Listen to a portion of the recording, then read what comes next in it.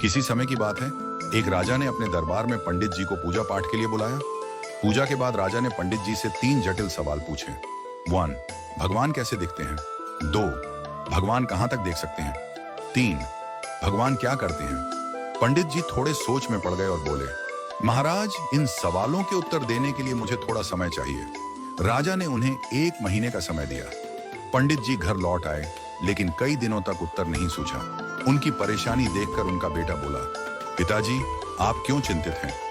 पंडित जी ने उसे राजा के सवालों के बारे में बताया।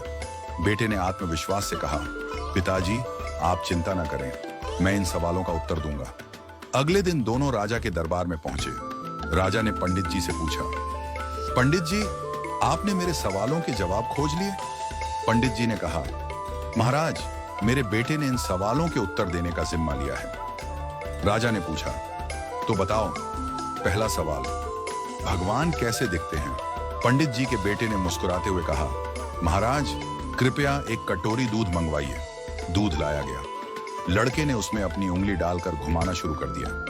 राजा ने चौंक कर पूछा, यह क्या कर रहे हो? लड़के ने शांत स्वर में कहा, महाराज, क्या आपको इस दूध में मक्खन दिख रहा है?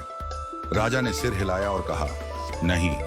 लड़के ने उत्तर दिया, मक्खन इस दूध में ही है, लेकिन उसे निकालने के लिए दही जमाकर मथना पड़ता है। ठीक वैसे ही भगवान हर जगह हैं, पर उन्हें देखने के लिए ध्यान, साधना और सेवा का मंथन करना पड़ता है। राजा ने मुस्कुराते हुए कहा, अच्छा उत्तर दिया। अब बताओ, भगवान कहां तक देख सकते हैं? पंडित जी के बेटे ने कहा, महाराज, कृपया एक दिया मंगवाइए और उसे जलाइए। दिया जलाया गया और उसकी रोशनी चारों ओर फैल गई। लड़के ने पूछा, इस दिए की रोशनी कहां तक जा रही है?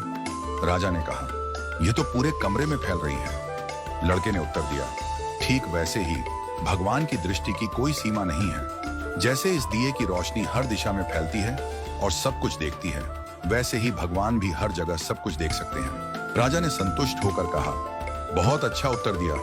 अब बताओ, भगवान क्या करते हैं? पंडित जी के बेटे ने मुस्कुराते हुए कहा, महाराज, कृपया कुछ देर के लिए अपना सिंहासन मुझे दे दीजिए और आप नीचे बैठ जाइए। दरबारियों में खुसर पुसर होने लगी, पर राजा को जिज्ञासा थी, इसलिए उसने उसे सिंहासन पर बैठने की अनुमति दे दी। लड़का सिंहासन पर बैठकर बोला, महाराज, अब देखिए, अभी तक आप राजा थे और मैं आपकी प्रजा था, लेकिन अब मैं राजा हूं और आप मेरी प्रजा हैं। यही भगवान की लीला है। भगवान जिसे चाहते हैं उसे ऊंचाई पर बिठा देते हैं और जिसे चाहते हैं उसे नीचे उतार देते हैं। यही उनका काम है। राजा यह सुनकर चकित रह गया।